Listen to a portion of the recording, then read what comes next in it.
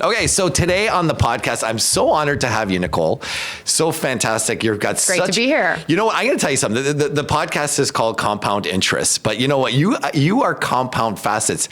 I've never met somebody that has so many facets to their life, career. It's remarkable. Like from your work with Metrolinx, family business and those dynamics in a family business, and then building your own, an app, right, that you built afterwards after the family business sold. And we're going to talk about that a little bit, but it is so multifaceted as a human. I'm just like super impressed, and I want to change the name to Compound Facets because just for today, if I could do that just for today, because you are what we're all interested in. You've got so many topics that I know and I know our audience is very, very interested in. So, let's talk about your journey, family business, involved in family business. How did it go? Was there family business dynamics there, or everything ran smoothly, or what was your role there? And then how did you morph into OMX, the app that you developed? Yeah, sure. So really happy to be here. I love being around real estate agents in that industry because they have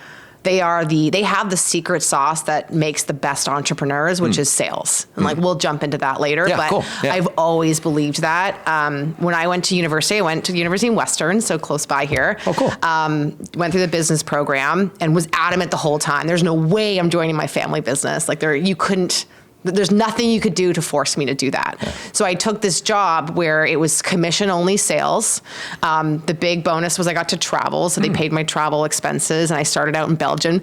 They thought, Belgium, that's you cool. pronounced my name very well, but my name is Belgian. I don't pronounce it properly. Okay. It's pronounced Verkindt. Oh, Verkindt. And then people interviewing me thought that I was Belgian, interviewing me from Belgium, I see. Online. Yeah. But anyways, I got there and didn't speak a word of Flemish. And and I worked for this company on commission-only basis, doing sales.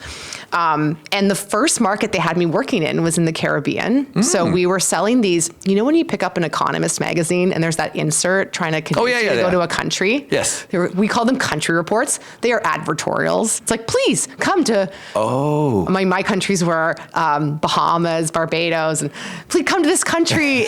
It's so great. It's like investor friendly. And we basically would run around and sell the ads for that. So governments and companies would fund them, and they'd get smushed in the middle of like an Economist magazine anyway. So I did that. I did that for a while. Right? Yeah. And one of the countries I was looking at through that process was the Dominican Republic. And they had just announced, they were very close to the U.S. president at the time. The war in Iraq was on. This was a little while ago. And they had just announced that you could do government contracts from the Dominican. There was a relationship between the two countries. Okay, gotcha. And I told my dad that in one of our dinners. We had a competitor. The family business had a competitor called Barracuda. And so we were at a dinner, and I said, I think we can beat them by opening a low-cost location, but I'm never working for you. No, I'm never going to work for you. And they had Barracuda on the menu that night at dinner. Ah, wow. We started a company. It was Kismet, right? It was my company. I called it Tiburon, which is the Spanish word for shark, which is the only thing that eats a barracuda. Oh, wow. And we launched a factory, but it was my company, and we figured out, we had some of the components basically done. And so that was my first startup that was set up. And it had to make profit for me to make any money. And so we set it up that way. So it was like an easy way to kind of gently get into the family business by me starting a company that was affiliated. Got it. And we were able to source a lot of the parts that we were buying previously from the States, and we made them in this factory. So. Oh, in the Dominican. Yeah. Oh, that's very cool. So that was my first startup. So I left the sales job, which I credit for everything. I had to learn how to sell, and I had no salary, and I tell every young person to go and do that. And that's, what I know a lot of the listeners on the podcast are passionate about. So I tell everyone that that's your number one skill you need. You have to, like old school, be able to cold call and talk to people and go out to a restaurant, be willing to talk to people about, do you know how to get to this person, et cetera. So that's number one. And then when I started my first company, it was affiliated with the family business, but it was set up in a way that it had to make money, had to compete with their other suppliers in the U.S. And I had an absolute riot. I went into that. I would have been, oh my gosh, how old was I? I don't know, 25 or something. Wow, yeah. And I moved down there. We set up a factory in a free trade zone. the first thing I did was hire the general manager from the Samsonite luggage company. And he came over and brought over some of his best people. We built a great team. We had 70 employees. Wow.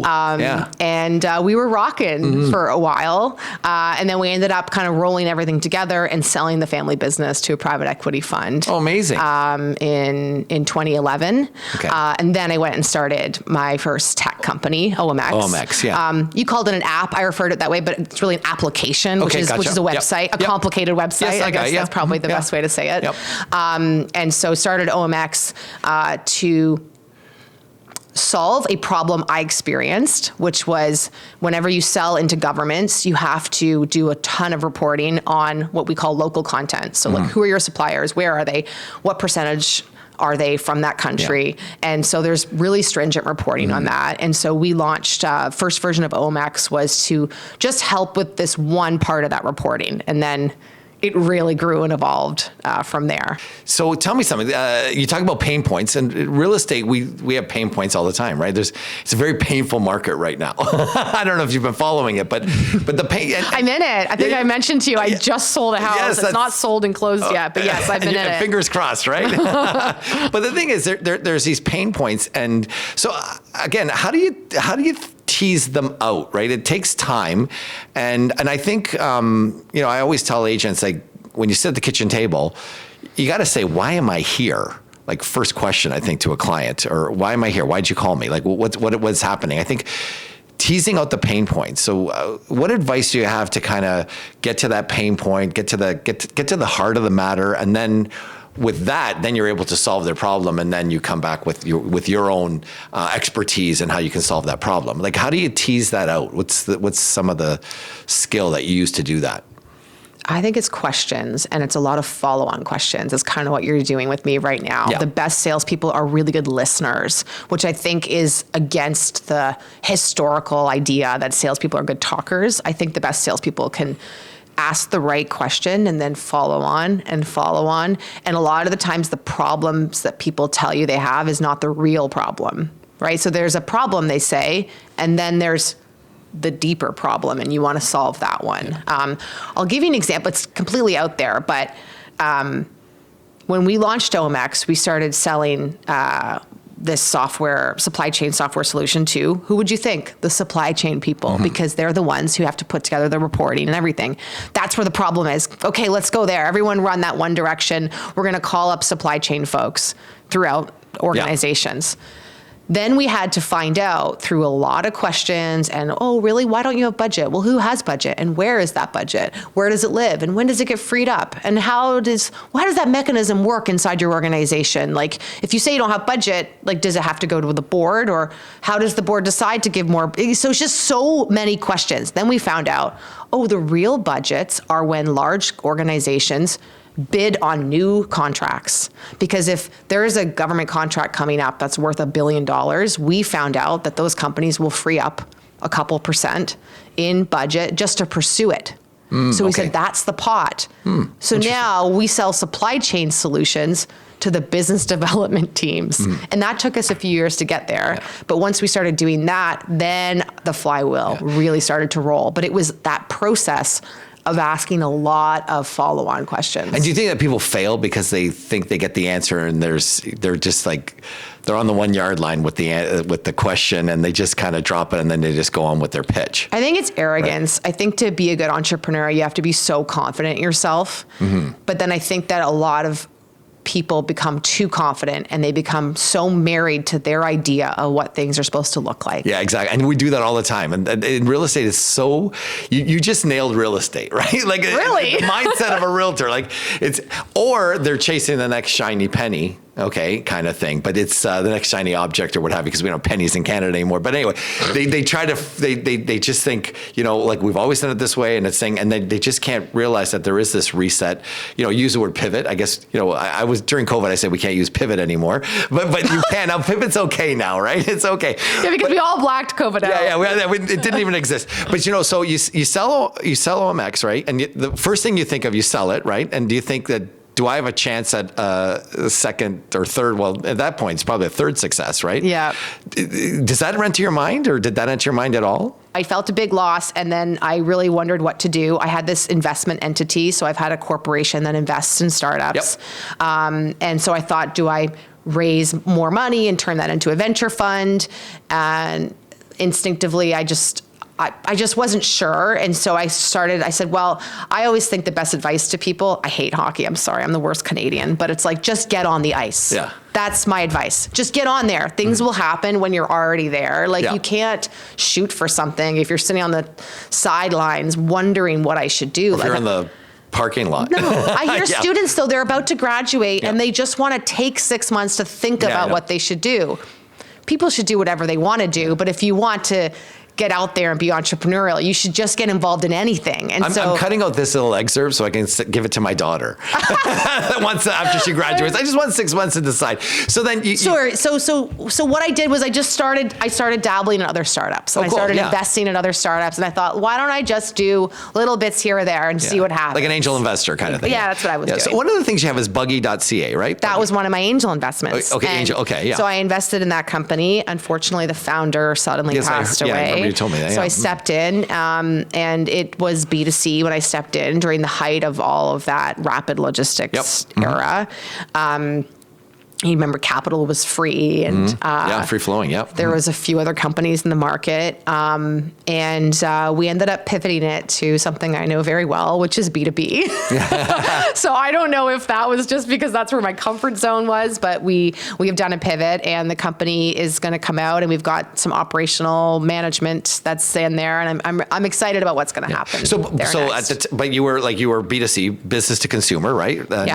And it is a somewhat crowded marketplace, if you can call it that. No, it's very crowded. Absolutely, Very competitive, very crowded. Yes. So again, real estate, mortgage specialists, all the people that are listening, it's a very crowded marketplace. So how do you differentiate yourself? Like what was the thing at that time? And I know you've pivoted to something else, but at the time, how did you think about differentiating yourself? Yeah, no, it was very challenging to do. And the thing that kills that model, the like B2C delivery, is the customer acquisition cost. In the entrepreneurial world, we call it CAC. What's your CAC? Yeah. Okay. And in that market, people were spending like $120 to acquire a customer. It's unbelievably expensive, especially when their basket size is like $30 at 15% gross margin max. Yeah. It's very hard to recover the 120. They'd have to order from you for years. That's a burn rate of craziness. Yeah. So the answer to your question is it's very, very difficult to differentiate yourself. And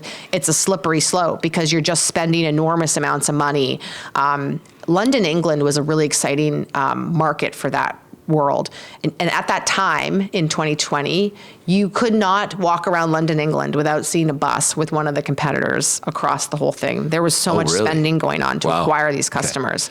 Okay, how did you differentiate? In that market, it was really, I believe that consumers, when they want something, they're just going to open their phone. Like the behavior that we saw from younger consumers was completely crazy. Like how little time they spent thinking about the decision. I hope it's a little different in real estate. I would hope they'd spend longer than the 12 seconds we allotted them to open their phone, Google the name of an item, and then whoever had the search engine optimization first with like a price that could get it there in time, just won. Like it happened that quickly. Wow. So I like inbound marketing, and there's more data there too. And that's when people are Googling something, looking for your service. How do you win at that? Yeah. And that's things like what you're doing now. It's content creation. It's pushing stuff out onto the internet so that when somebody does put those magic words into, now it's going to be the Google AI, then you're going to be top of mind because there's so many other things linking to you on the topic. Yes. And so and then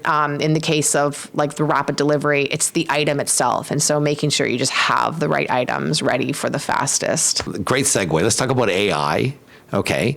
And I'm not sure. You just mentioned a couple of things about AI in terms of how people search for us and how they're going to pull everything together.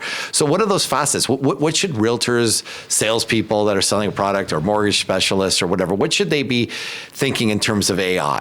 Like how should they be conducting themselves? I'm not talking about using the tools of AI, but I'm talking about how AI is going to find them. That's the key piece. Well, as you know, AI is all about data. So I think you need to create your data layer as much as possible. And it's doing the types of things that you're doing and being out there as much as possible to have your name as closely associated with a region. I think personally, specialization is going to be a huge help too.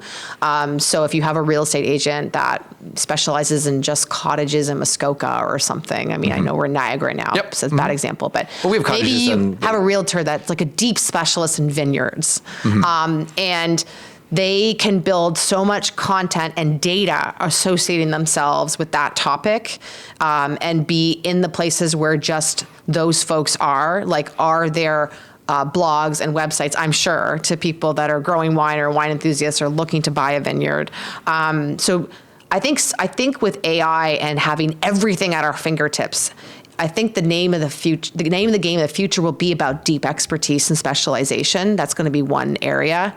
And then I think just your realtors run their own little business, right? Yeah. And so, and also for the real estate agency as well, thinking about the expense side of things.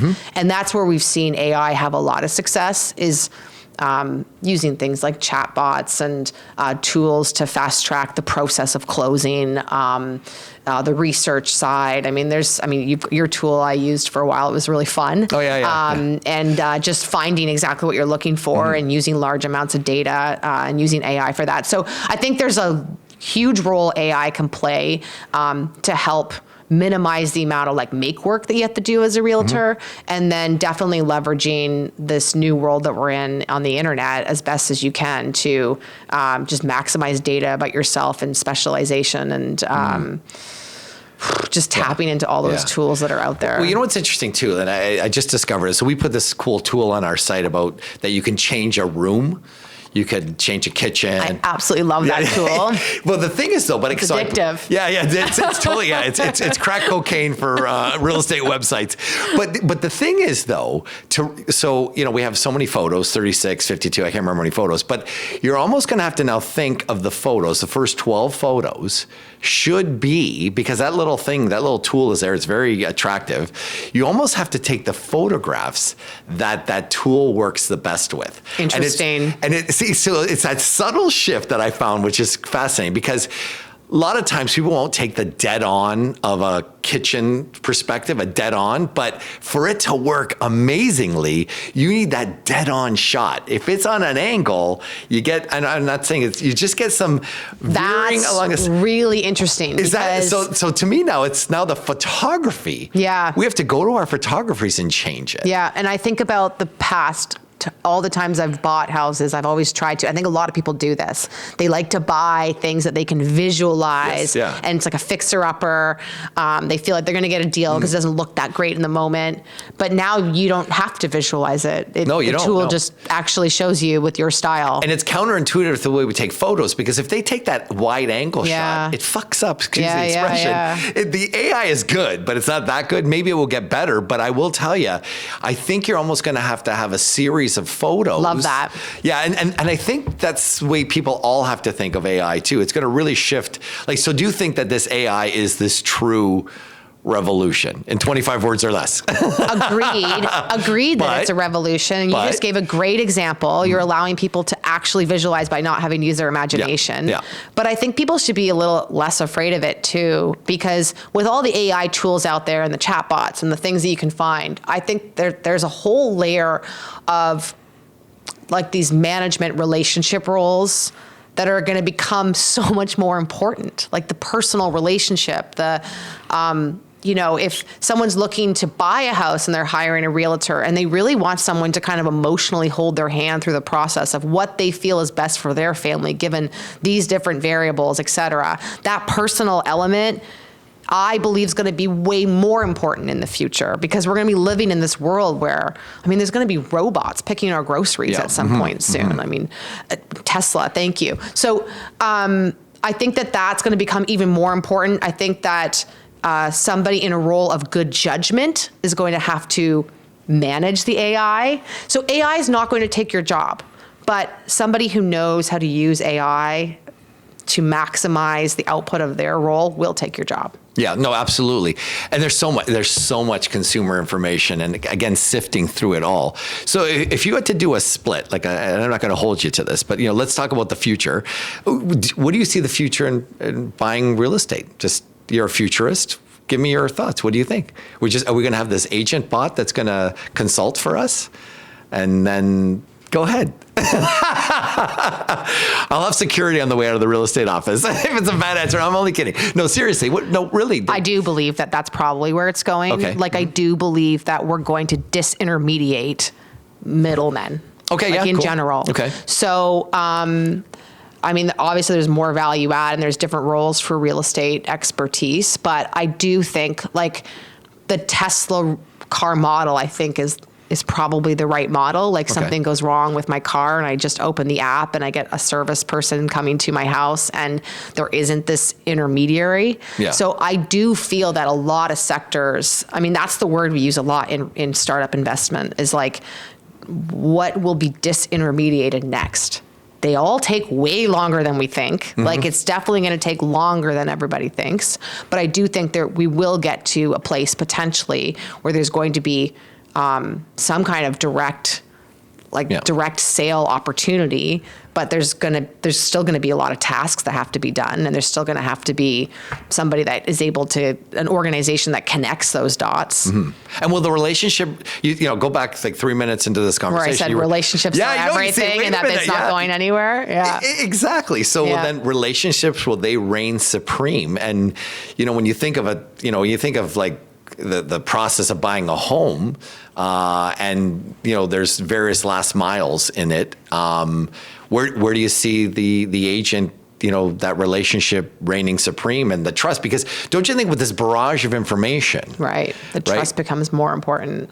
Yeah, the trust becomes more, and then that relationship, that deeper relationship, and how do we build those relationships? Yeah, it's true. It's possible. I'm making you think now, eh? I am making you think. It's a totally different topic, but I had something come up this week where I had to buy a rather expensive item that I would normally just buy online. And instead I chose to pay someone an hourly rate to come to my house to walk me through, because I didn't want to make a mistake. Yeah. Right? And so, without getting into my extravagance, when I think about it, it was a custom-made something, right? But you could easily just go online, buy it, have it shipped to you, Okay. done, right? Yeah. But instead, I was like, no, I'd rather spend some extra funds here and just spend 3 or 4 hours and think about what really is the right answer here, because I can't solve this on my own. I need an expert who I can trust.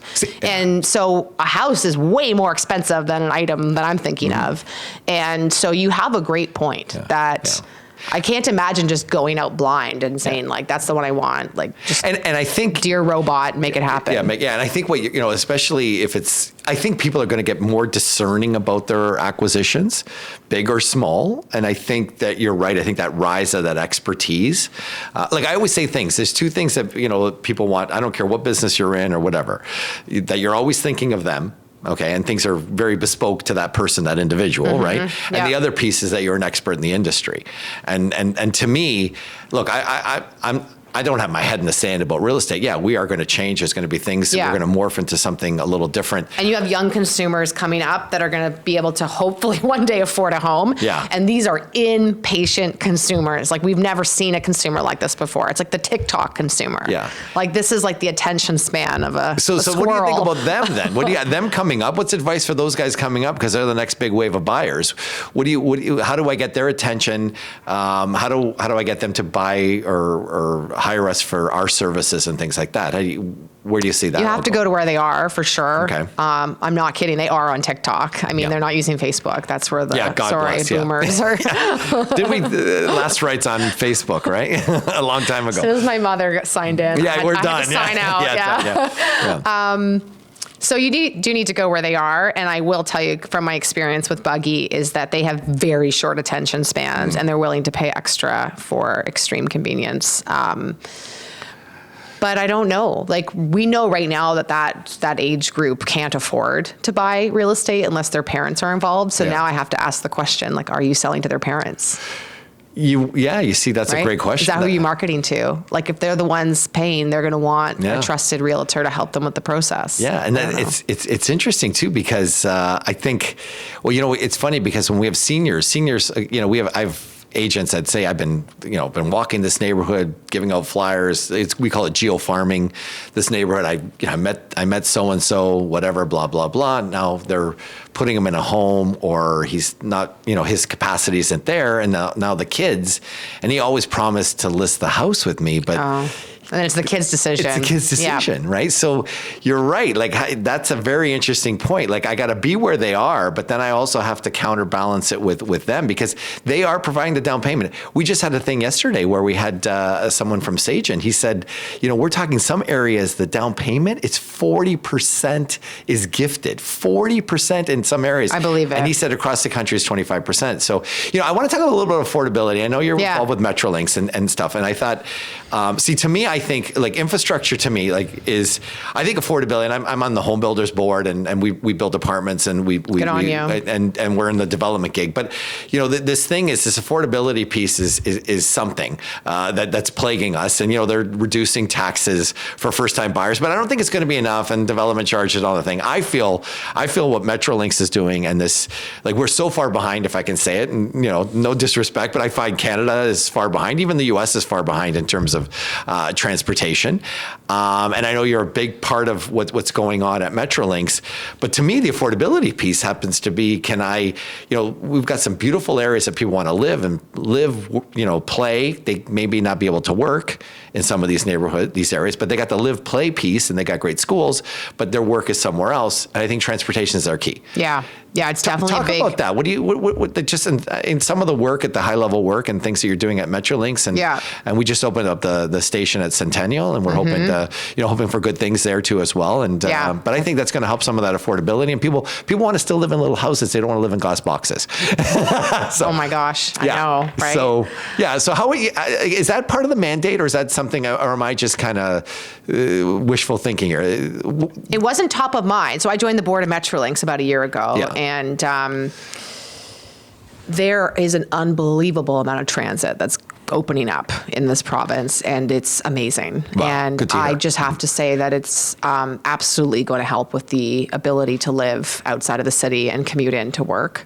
When I joined the board, I thought, well, I better start taking the train. And I never really had. I mean, I used to just work around these huge traffic patterns that I had kind of memorized. But now I live in Caledon. I'm selling my house in Toronto, but I just drive to the Mount Pleasant station. I get into the city, 41 minutes, and I just plan my exit, and it's very smooth, and I don't get stressed out, and it's great. So I love it. I think that it's going to be annoying for a little while because there's going to be a lot of construction across the province, and I know that people don't like that, but it's going to be amazing. Yeah. And I've always been frustrated, like I spent a lot of time traveling, London, England, and we were in Japan, and just all these different cities you go to, and you're like, why doesn't Toronto, and why don't we have a transit system like that? Yeah. It's just always felt like a place where you have to drive a lot. And I think that we're going to get to a really great place. It'll take a decade. Oh, I was going to ask a timeline, a decade. Well, that's good. That's something within the horizon. There's going to be stuff coming along on the line, all the time. There's a lot of projects, but it'll take a while, like these things do. I mean, good transit. Yeah, and I think it's going to level off pricing even in those areas that where you live now currently, where you're selling. Like, it's going to level things off a little bit, and I think it's going to kind of open up things, and I think it's going to be great. I really, really believe that. Well, when you think of the U.S., people live in Philadelphia and work in New York, right? Yeah. So come on, right? Yeah, that's wild. It is wild, right, when you think about that, right? So I just opening it up a little bit more, I think it's going to be great. I think, to me, that's the biggest factor for affordability that I see. And it's one of them for sure. Yeah. My big frustration if I can just air it on your podcast. Sure, go ahead. Is the whole rental thing. So renting a house out as a landlord, because I had 2 rentals. I thought this will be great. It's a great way to diversify my investments. And I just think that the regulatory side could improve. We have a housing shortage. So what do you need? You need people that can afford to buy houses and then rent them out to people at an affordable rate. Am I wrong? Yes, you're right. Yeah. Okay. So why have things shifted so much against the landlord to the point where if a tenant just says, I want to stay, they can just stay. And you have to fight them in a tribunal for, I mean, that didn't happen to me, but there's just this tone, I think, that if we want more investors, then we should be encouraging them. Yeah, and you're so right. And I think, if we can mention, Ford, Premier Ford, if you got his ear a little bit and he trusts you a little. I wouldn't say that. But anyway, but what I'm getting at is, though, he did talk about, looking at the whole tribunal, the rental tribunal, because you're absolutely right. That is a problem. Okay. It is a barrier to entry and it's a barrier to getting units for rent. And we're going to see this dramatic shift from ownership to probably our ownership numbers will probably drop by 15 or 20%. We'll probably go from like 67 to 62 to 60% ownership and the 40% rental, which is fine. But so we're going to drop the amount of ownership. I think so, because I think a lot of seniors, and it's again, because of the affordability. Well, the other thing too is seniors have to think of the next, if they're retiring or they have to, downsize, and how are they going to fund their retirement? And a lot of Canadians, their biggest investment. But we're not encouraging ownership for the purpose of renting it out. No, but we're encouraging. Yeah, we are. We're not. We're not. You're right. Yes. Thank you. We're scaring people away. And I talk to other friends who could also afford to do this, and they say, "Well, why wouldn't I just stick my cash in the S&P 500? I know, and not have this hassle." I don't mind getting calls that the toilet is leaking. And there's apps for that. Jiffy. You heard it here, folks. But I just. But they pulled back on that. And that to me was another barrier. Like, I think when we're thinking about building and building product, and again, we transition, like someday. And then building's the same thing. All those extra costs now to build are ridiculous. And getting more inventory. So, if we're in a phase of people wanting to rent and building the inventory for people to rent, then we have the inventory. Then if people say, I want to sell it, I can sell it. Like, I'm not forced to sell it. You know what I mean? So to me, part of the question is, it was really the tribunal and the rent controls that was, because if you think about it, all the building that went on, the purpose-built apartment rental, and I'm one of them, if I'm post 2017, November 2017, I don't have any rent controls. You see, so that spurred that whole thing and made that more available. So now we all learned about it in grade 12 economics. There was a little chart. We all saw it, supply and demand. And then supply and demand with the rent. I mean, there was the second chart that just showed you what it did. It screwed up the supply demand curve. Completely. We hadn't built a building in 1970 when they got rent controls. This is not rocket science. No, it's not. So it's actually so frustrating because we saw the federal budget yesterday, and I know we're now going off track, but no, it's cool. So many of the problems that our country has is related to regulatory burden. This is not hard to fix. This is like red tape reduction, this like just get out of the way, allow businesses to operate. I bet you home builders would build if there weren't all those extra costs and there weren't all those regulatory issues. And I know I could find you 6 people to buy houses to rent out if they felt confident that they would remain the landlord and have some form of ownership over that asset. Yeah, you're right. And everybody wants to place their money in different spots. So but this does not cost money. This is just regulatory burden, right? Come on, look at the trade across province to province and stuff like that. Look, somebody said, and I'm going to get killed for this. Somebody is going to say, you know what, that guy Donald Trump gave Canada a wake-up call. Don't waste a crisis. Yes, exactly. I think they're going to say, you know what, this guy, they should make a statue in 10, 15 years when we control our own destiny. They're going to say, you know what, it was this guy, whatever you want to call him, whatever. When we're finally shipping LNG to other countries after 20 years. Oh my God, come on, can you imagine? Trump. Thank you. Anyway, I just want to go back a little bit and just as we end, and you're such, you've got a lot of knowledge because you're an angel investor and things like that. So you must have got pitched hundreds of times, right? I can imagine, right? I did get pitched. You get pitched, because everybody says she's got money. I got an idea. 2 shows. I did Next Gen Dragon's Den, which was Dragon's Den for a season for tech startups. And then I did this really fun show for 3 seasons in the States called The Pitch. It's a podcast you can download. Oh, nice. Oh, that'd be amazing. And it was really fun. But over the period of like 3 years, I would say, I think I heard 500 pitches. Oh, wow. I mean, it was a lot. Yeah, it was a lot. So what did you, let's deconstruct it a little bit. Like, what were the pitches that got your attention? Like, and how quickly did they lose your attention? Because look, all of us in the sales profession, right? We're pitching every friggin' day. We're pitching with somebody we see in the grocery store. We're pitching at the kitchen table. We're pitching, first time buyers, we're, at an open house, whatever it might be. So let's talk about because on our call before this, I remember you saying like, I could tell within like 27 seconds. It was that quick. So let's talk about that. Where did everybody fail? Let's start with that first. Yeah, and we just made fun of young people for having attention spans of, what did we say, squirrels? Yes. But now I will just say that when I listen to so many pitches back to back, you could lose my attention really quickly, because I think what I narrowed it down to, the number one mistake people make out of the gate at the start of the pitch is lack of clarity. And I think it's because you spend so much time with your idea and what you want to do in your startup that you jump in, and a lot of people will jump in with an emotional story. Like, I was having a heart attack and then I was on the floor and I was crying and my daughter. I feel for you, but I don't understand what you're pitching me. And so lack of clarity, like in 15 seconds, I want to hear, hello, my name is Mike. I have an application for da-da-da-da. And then you can jump into it. Here's the problem. Here's the solution. Here's the emotional wreckage that I'm fixing, or whatever that emotional pull is that you're trying to use in your pitch. And this is what I'm asking for. That's the other piece people forget. What do you want? So if you just drone on and go down a rabbit hole, and then, I don't know, on Next Gen Den, they gave you 20 minutes and they'd always cut it to 5. So sometimes I think it was hard for the editors to cut it, because sometimes they would just go off on a tangent. But you do need to structure it in a way. I think there's a reason people do elevator pitches. Yeah. And people always say, talk to me like I'm your grandma. Okay, yeah. I went to a pitch competition once. They wheeled in a grandma in a wheelchair, and they sat her there, and they made these 20-year-olds talk to her. Explain it to your grandma. Yeah, I love it. I wish my two grandmas were alive. We should wheel her in. But they did that. And so there's a reason why they say, tell it to me like I'm your grandmother. It's because it has to be simple first. Yes. And secondly, why they say it's an elevator pitch. You get into an elevator with someone, you realize they could be a potential investor or sales opportunity.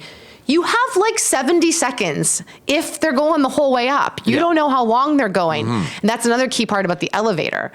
Like, you might have 10 seconds before they get interrupted, before they get a phone call, before they get off the elevator, whatever. And so make your first 10 seconds very clear about what it is.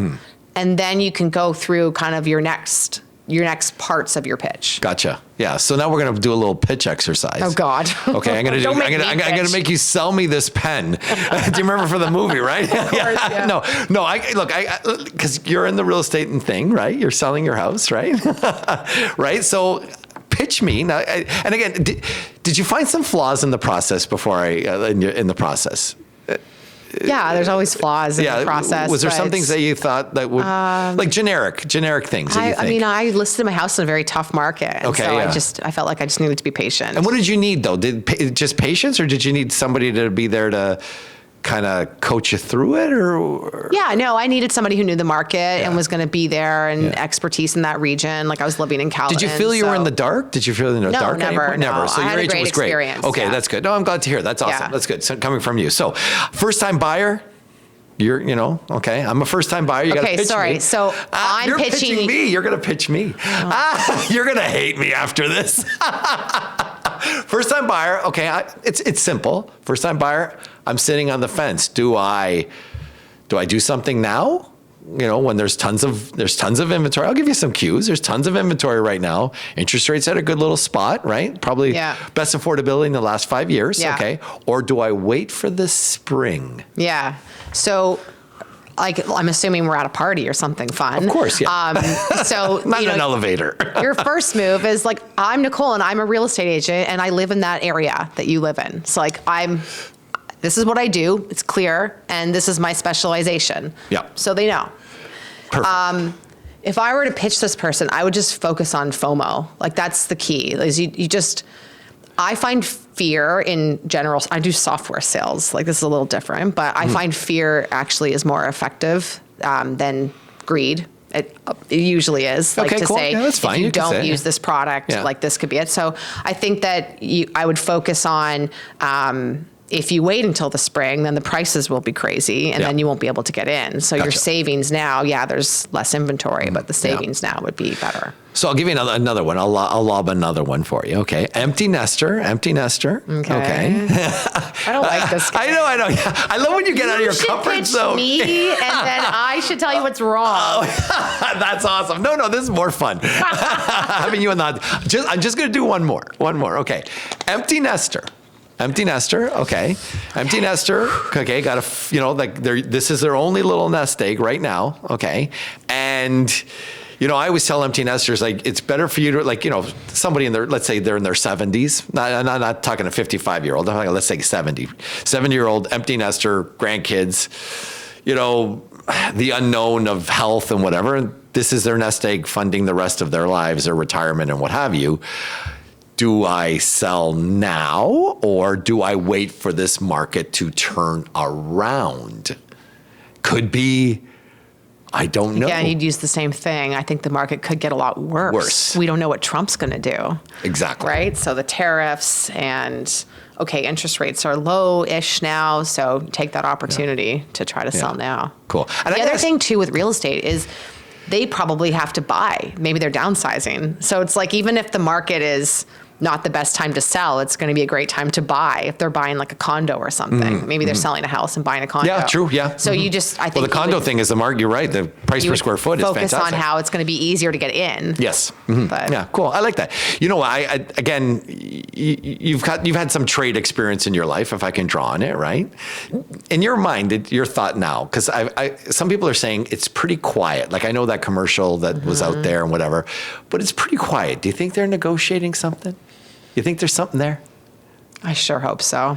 And did you, I don't know if you followed it, but they had a whole, they were talking about that Supreme Court case. And they're now saying today they're going to come out with. Yeah, and some of the questions were like, maybe Trump didn't have, maybe it's the Congress that does this. And oh, no, yeah, it was illegal, the tariffs that So he it's at the Supreme placed. Court now, and they've been actually sharing some of the questioning. Yeah. Which is interesting. Like you're thinking, wow, this is going a different direction. But everything under Kuzma is safe. Safe, yeah. I think. Yeah. But so then tell me something. Again, everything under Kuzma is safe. So there's some things, there's some elements, right, that are there that are that are kind of unfairly tariffed or whatever it might be. But do you think when there is a decision, where do you think this Canadian economy will go? I think it'll exhale. Our exports to the U.S. are down like 10%. It's not as crazy as you think. I don't think people are focusing enough on the tariffs from China. Like, I think they're worse in some areas, like canola, seafood. I mean, the seafood industry is... Yeah. I don't want to think about what's going to happen to all those little shrimps. Yeah. But it's not front of mind. So I think it was good that I saw that Carney met with China as well recently, because that one scares me. Maybe I'll call it equally. Because they buy a lot of our raw materials, and like it or not, we are a raw materials country, not solely, but a big part of what we do. I'm also thinking a lot about critical minerals. So we have a big mining industry that's been hampered again by regulatory nonsense. And so nickel, for instance, like we have a lot of nickel, but then we don't process it. And we're going to have a huge need for it for, say, the EV battery market. And so I just think we need to get our shit together and process nickel. And then we need to get our shit together and transport. Like we need to take what we have, which is so amazing, and get on with it. I love your point about don't waste the crisis. So I think if we have a trade deal, I think people will exhale. I think what came out in this budget that we've known for so long, but no one's cared, is that our productivity is horrible. Yeah. And that's the foundation. And I think if you ask about the real estate market, and it's driven by emotions and how people feel generally about where things are going. Like, I don't think we should feel good right now, even if we do get a trade deal, because we are not growing. Yeah. Like, that's the punchline. Yeah. We're just Yeah. not growing. Like, we're relying on bringing in immigration and stuff to continue to. But the budget's in the right direction with some of the things when it comes to tax relief, and it's not just it's on equipment now. It's not just on tech. So I hate to be Mr. Hope, but I see. I'm hopeful. Yeah, you're hopeful. I'm hopeful, and you're optimistic, right? I think we're going in a better direction now, way better direction. I loved that day that they announced the different nation building projects, like a port in Churchill that reduces the time by 25%. I mean, so great, and wow, we're going to be okay with selling oil and gas and building pipeline. This is good. This is good. Yeah. No, it's good. And I think, there's a time for optimism. And I will say, I've been in the industry a long time. It you know what? It turns on a dime. Oh, good. And like you just said, it's so emotional. Like, it's emotional. Look, everybody's thinking, oh my God, they dropped the rates again. As a matter of fact, in our data, we find when they pause rates, we get more activity than when they drop rates. That's weird. Right? Well, because the thing is, you see, the most searched thing on the day they announce is the BOC and whatever. So people are so in tune. Look, I started in the industry 30 years ago. I didn't even know when the Bank of Canada met. Whereas now we get alerts on our phones the minute it happens. So now I guess, when they saw a pause happening, like, wow, like, you know what I mean? Like, that means they feel good. Yeah, they feel good. Like there's nothing wrong with the economy. So I'm optimistic. Stock market too, right? Yeah. It's all emotions. And so you're trying to read, like, are people feeling good? Are they going to freak out? What's happening? So I don't think there's any way to really know, but we definitely have to be going to a better place in real estate. Amazing. Good stuff. Anyway, I can't thank you enough, Nicole. You are amazing. You're such a multifaceted individual. And compounding facets. Yeah, compounding facets. That's going to be yours. But I can't thank you enough for your time today. And I know you've got a busy schedule. You have a family and the whole 9 yards, and had to commute in. And I can't thank you enough for being here today and such a wealth of information. And you're going to be doing a course. We're doing a Empowering Women course coming up. And I'm so excited about that. And you know what? So are our agents that are excited, and some of the panelists are excited. So we're going to see more of you, and looking forward to it. Thank you again. Good. Thanks again today. Thanks for having me. Thank you.